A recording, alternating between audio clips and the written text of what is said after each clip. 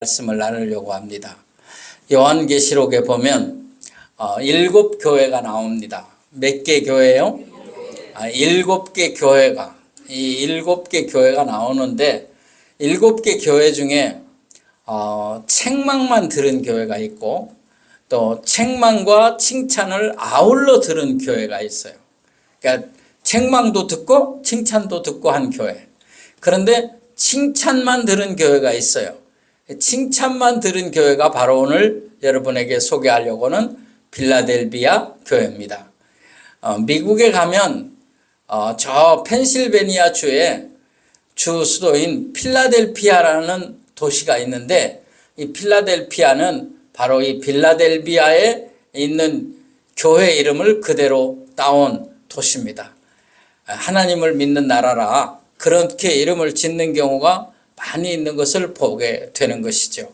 자, 칭찬만 받은 교회는 무슨 교회다? 필라델비아 교회다. 그러면 오늘 제가 왜 이 본문을 선택하겠습니까? 우리도 예수님으로부터 칭찬받는 교회가 되기를 원합니다. 바로 그래서 이 본문을 선택했는데, 그러면 칭찬받은 내용이 무엇인가 하는 것을 오늘 살펴보도록 하겠는데, 요한계시록 통해서 보겠는데요. 자, 그 내용을 한번 읽어보도록 하겠습니다. 요한계시록 3장 8절입니다. 우리 한번 같이 읽도록 하겠습니다. 시작. 볼지어다 내가 내 앞에 열린 문을 두었으되 능히 닫을 사람이 없으리라. 내가 네 행위를 아노니 내가 작은 능력을 가지고서도 내 말을 지키며 내 이름을 배반하지 아니하였도다. 아멘.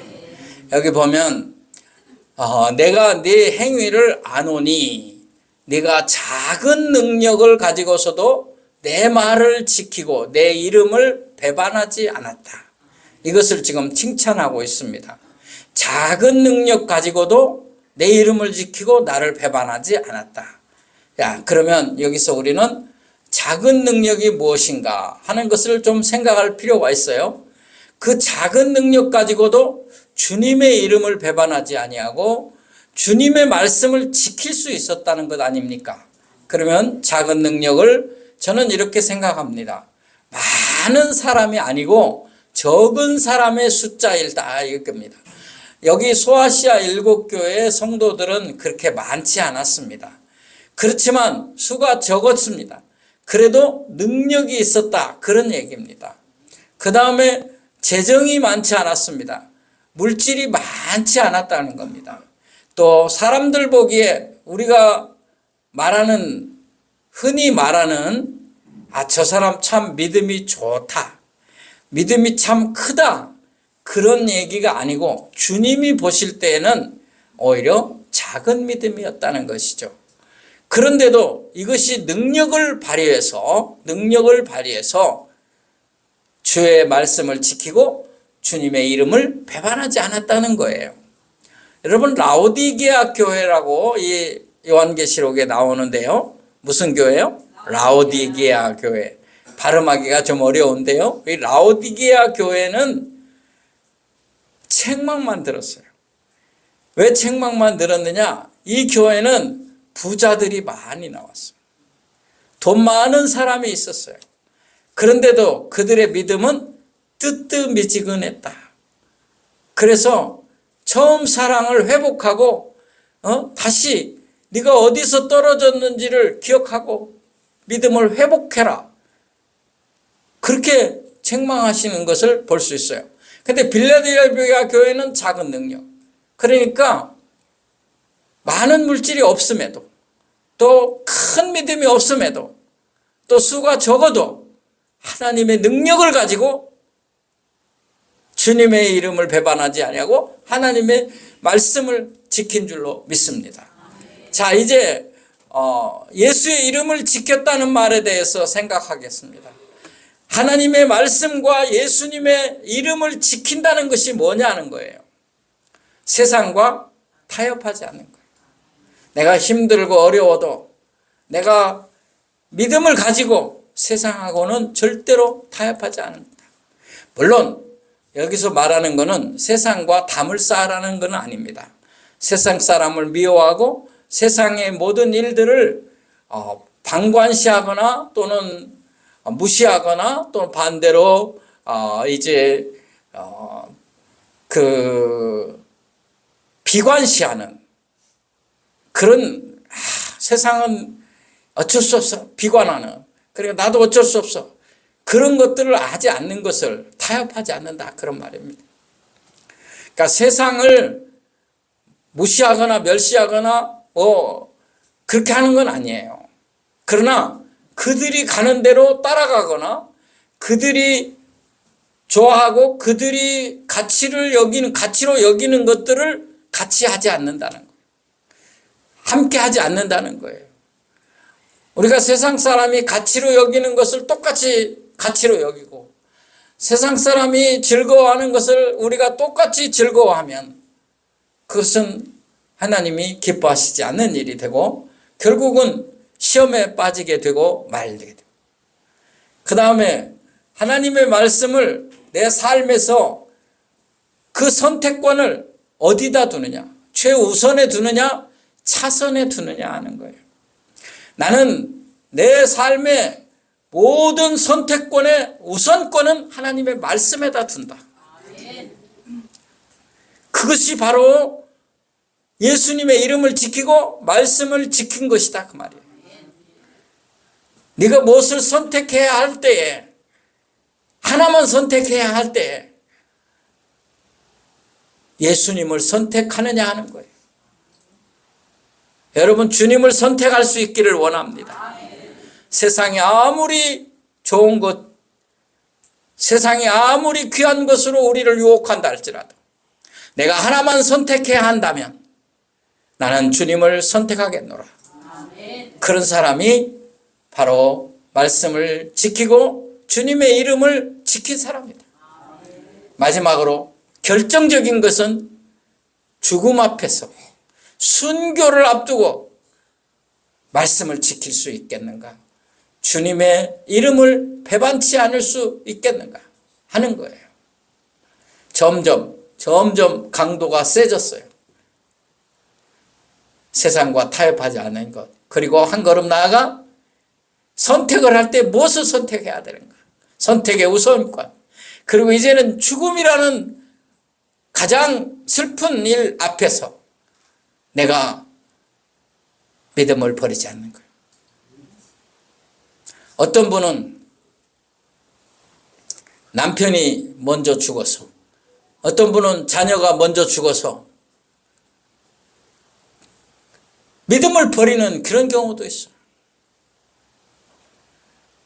또 내가 죽음 앞에 왔을 때 우리는 순교라는 그런 두려운 상황은 안 만나고 우리 있잖아요. 너무 감사하죠. 편안하게 예수 믿으니까. 그렇지만 나의 죽음이라는 것이 왔다. 그럴 때 여러분은 아멘하고 천국을 소망하며 하나님 앞에 갈 수 있는가? 아니면 두려워하며 죽음을 무서워하고 그러는 건 아닌가? 사실은 가장 절망이고 가장 슬픔이고 가장 해결할 수 없는 것이 우리의 난점이요 우리가 할 수 없는 난제요 난점이 뭐냐? 우리의 죽음이에요. 가족의 죽음이에요. 그렇지만 거기에 그 어려움 앞에서도 그 현장 앞에서도 믿음을 지킬 수 있어야 한다는 거죠. 주의 이름을 배반하지 않아야 한다는 거죠. 우리나라에 최초로 복음을 들고 와서 대동강변에서 순교한 선교사님이 있습니다. 토마스 목사님인데 이 토마스 목사님은 27이에요. 27에 순교했어요. 죽어도 하나님의 영광을 위하여 주님의 이름을 배반하지 아니하고 복음을 전하다가 갔다는 것이죠. 또 그런 믿음을 지킨 자는 순교해도 이렇게 우리에게 신앙의 아름다운 발자취가 되었고 또 우리가 그의 이름을 얘기하지 않아도 하나님 나라에서 가장 값진 상급을 받을 줄로 믿습니다. 또 하나는 여러분, 우리가 다니엘을 볼 수가 있는데 그 다니엘과 세 친구는 정말 죽음 앞에서도 두려워하지 아니하고 말씀을 지키고 주의 이름을 배반치 아니하였을 때 환경을 바꾸시고 승리케 하신 줄로 믿습니다. 여러분이 진정 나의 죽음 앞에서 또는 내 가족의 죽음 앞에서 믿음이 흔들리지 아니하고 기도할 때에 하나님은 기적을 베풀어 주실 수도 있음을 확신하시기 바랍니다. 로마서 14장 8절을 한번 같이 읽도록 하겠습니다.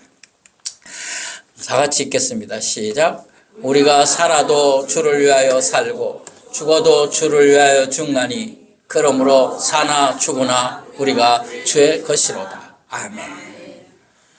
이런 믿음을 가지고 기도할 때 또 나아갈 때 주님이 우리에게 큰 은혜와 은총을 내려주실 것을 확신합니다. 아멘. 여러분, 교회는 건물이 아닙니다. 교회는 구원받은 예수의 이름으로 우리 주님의 십자가의 은혜로 구원받은 하나님의 사람이 모인 곳이 교회입니다. 곧 그렇게 얘기하면 한 사람 한 사람이 다 교회라는 얘기예요. 여러분 한 사람 한 사람이 보배로운 존귀한 존재라는 뜻이에요. 왜 그러냐? 예수님이 여러분 한 사람을 한 사람을 위해서 십자가에서 죽으셨기 때문이에요. 그래서 우리는 이렇게 예수님이 나를 위하여 죽으시기 위하여 무엇을 했다라고 표현하느냐 하면 핏값을 지불하셨다. 그렇게 말해요. 주님의 핏값으로 우리가 구원받은 줄 믿습니다. 우리가 주님의 자녀가 된 줄로 확신합니다. 우리가 주님의 교회의 일원이 된 줄로 믿습니다. 그러면 이제 어떻게 살아야 되겠습니까? 제가 목회하면서 어리석은 생각을 한 적이 몇 번 있어요. 참으로 미련하고 어리석은 적은 생각을. 저도 사람이니까. 저도 로봇가 아니니까 갑자기 딱 맥히잖아요. 그렇게 잘 외웠었는데 제가 여행하면서 계속 외웠는데 맥히잖아요. 왜? 사람이니까. 그런데 여러 사람 모인 데서 제가 성경 암송했어요. 그 여행하면서 여러 사람 앞에서 제가 마이크 잡고 마이크 좀 달라 그래갖고. 근데 그때는 또 잘 됐다고. 그래가지고 거기 같이 간 사람들 중에 믿는 사람들이 많이 있어가지고 박수가 나오고 난리가 났어요. 근데 오늘 이상하게 탁 맥히는 거예요. 사람이 할 수 없어요. 근데 여러분 중요한 것은 그렇게 함으로 내가 더 겸손해지는 거예요. 근데 저도 목회하면서 어리석은 생각을 몇 번 했다 그랬어요. 제가 뭘 어리석은 생각을 했냐면 한 가지는 내가 기도만 하면 그냥 바로 그 자리에서 사람들 병이 다 났으면 좋겠다.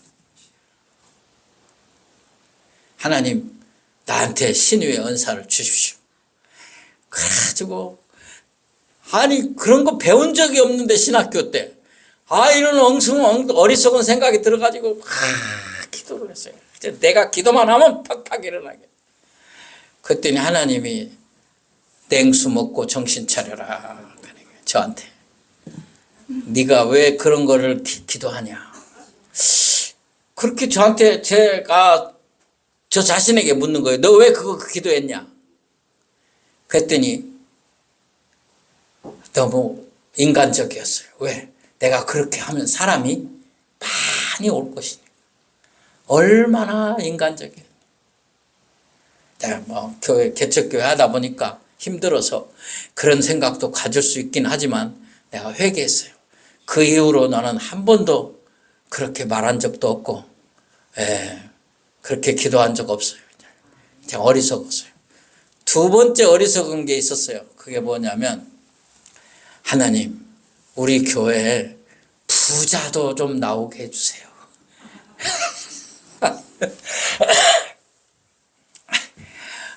내 속을 아는 사람은 웃고 있구만 지금. 내가 우리 교회 부자가 좀 나오게 해주세요. 그렇게 기도를 했어요. 왜 그랬겠어요? 너무 힘드니까. 부자가 나오면 얼마나 좋겠습니까? 헌금 팍팍 하고 돈 걱정 안 하고 주의 일 팍팍 할 수 있어요. 그렇게 기도했는데 제가 30년을 목회하도 부자가 안 와요. 부자 안 왔어요. 그런데 제가 미국에서 돌아와가지고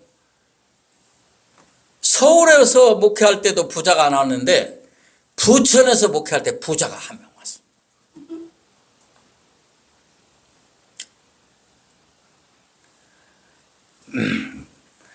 이 부자가 얼마나 부자냐면 공장을 크게 가지고 있어요. 공장 사장님이세요. 그 두 아들이 다 아들 딱 둘이 있는데 그 두 아들이 다 외제차를 타고 집도 제일 높은 아파트. 제가 신방 갔는데 내려다보다가 어지러워서 죽는 줄 알았어요. 제일 크고 높은 부천에서 그 아파트에 살았어요. 드디어 하나님 내 기도를 들으셔서 부자를 보내주셔. 이제 우리 교회 걱정은 없다. 재정 걱정은 없다. 그런데 이분이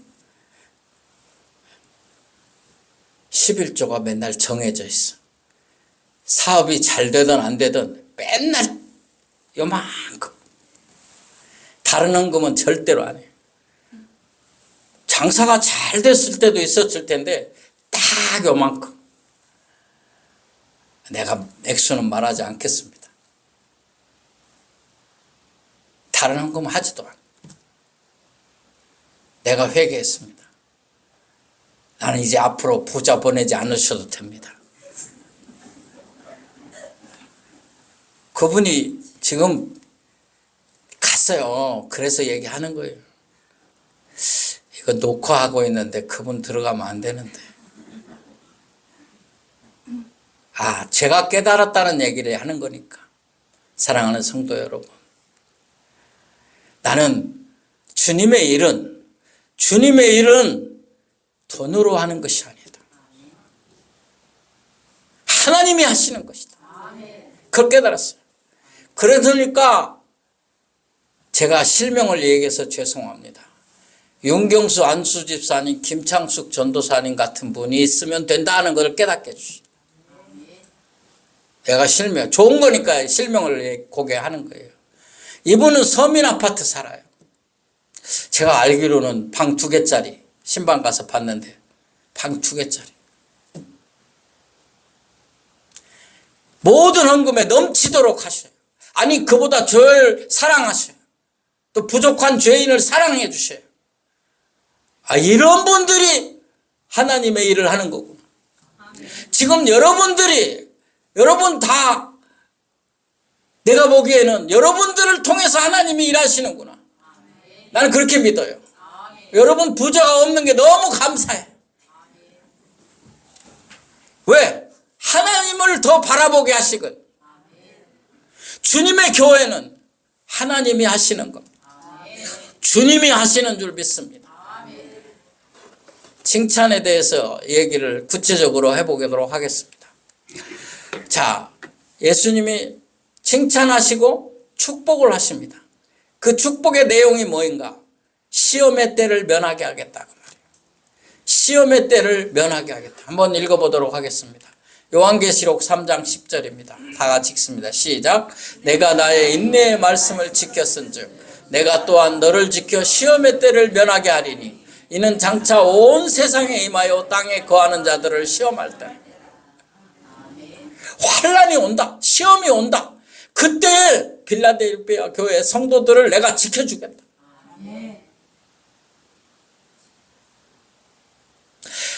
죄송한 얘기 또 하지만 아까 그 부자 그분의 자녀들 교회 안 나와요. 안 나왔어요, 그때. 환난의 때, 시험의 때 누가 지켜주겠습니까? 멸망의 때, 지옥으로 갈 수밖에 없을 때 누가 지켜주겠습니까?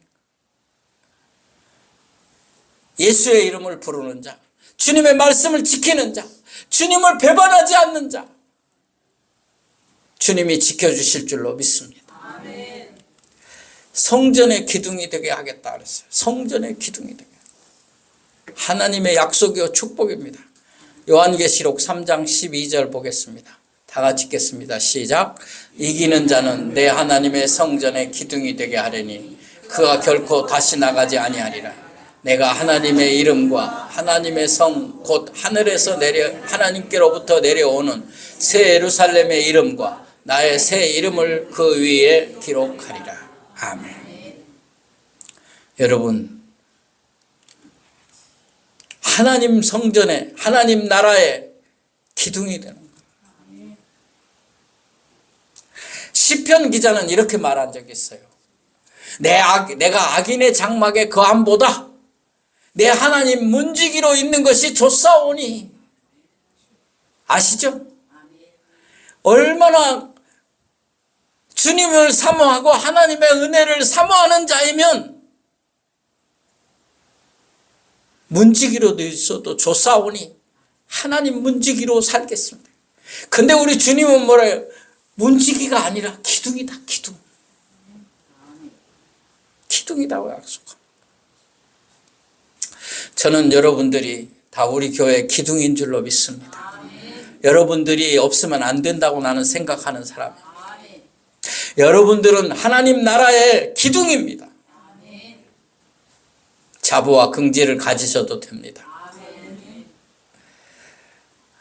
비록 우리의 환경이, 우리의 삶이 우리를 녹록지 않게 하고 힘들게 하고 또 질병이 우리를 고통스럽게 할지 몰라도 우리가 이것만은 알아야 됩니다. 내가 믿음을 지켜야 되겠다. 적은 능력이지만 내가 믿음을 지켜야 되겠다. 사람이 보는 것이 아닙니다. 주님이 보는 겁니다. 주님이 보는 겁니다. 여러분, 수로보니게 여인이 이방 여인인데 예수님에게 와서 내 딸이 지금 병들었습니다. 내 딸을 고쳐주십시오. 내 딸을 고쳐주십시오. 그때 예수님이 뭐라고 하는가? 나는 이방인을 위하여 오지 않았다. 매몰차게 거절합니다. 그때 이 여인이 그렇게 할 수 있냐? 네가 사랑을 전하더니 이렇게 말하느냐? 그렇게 하지 않았습니다. 뭐라고 말합니까? 주여, 개들도 주인의 상에서 떨어지는 부스러기를 먹나이다. 나는 개 취급을 해도 좋사오니 이방 나라이기 때문에 상에 앉아서 먹을 수 없어도 좋사오니 상 밑으로 떨어지는 부스러기라도 먹게 해주십시오. 그때 예수님이 칭찬을 하는 거예요. 내 믿음이 크도다. 사람 눈으로 볼 때 그 믿음은 큰 게 아니에요. 그러나 주님의 눈으로 볼 때는 그게 큰 거예요. 우리는 간혹 속아요. 어떤 성도님이 돈이 많으면, 부자면 축복받았습니다. 믿음이 참 좋으십니다. 이렇게 말합니다. 주님은 전혀 아닐 수도 있어요. 주님이 보는 눈, 사랑하는 딸을 위하여, 그 딸의 병을 고치기 위하여 계칙을 받아도 좋사오니 부스러기라도 주십시오. 그런 믿음이 작은 믿음이지만 주님의 마음을 감동시킨 거죠. 오늘 우리에게 이런 역사가 있기를 소원합니다. 기도합시다. 하나님 아버지, 우리 교회가 아니 우리 성도님들이 가진 것이 없고 또 많이 부족한다 할지라도 작은 믿음, 작은 능력으로 주의 말씀을 지키고 주의 이름을 배반치 않게 하여 주시옵소서. 그리하여 승리하게 하여 주시옵소서. 그리하여 주의 영광을 드러내게 하여 주시옵소서. 고침받게 하소서. 치료받게 하소서.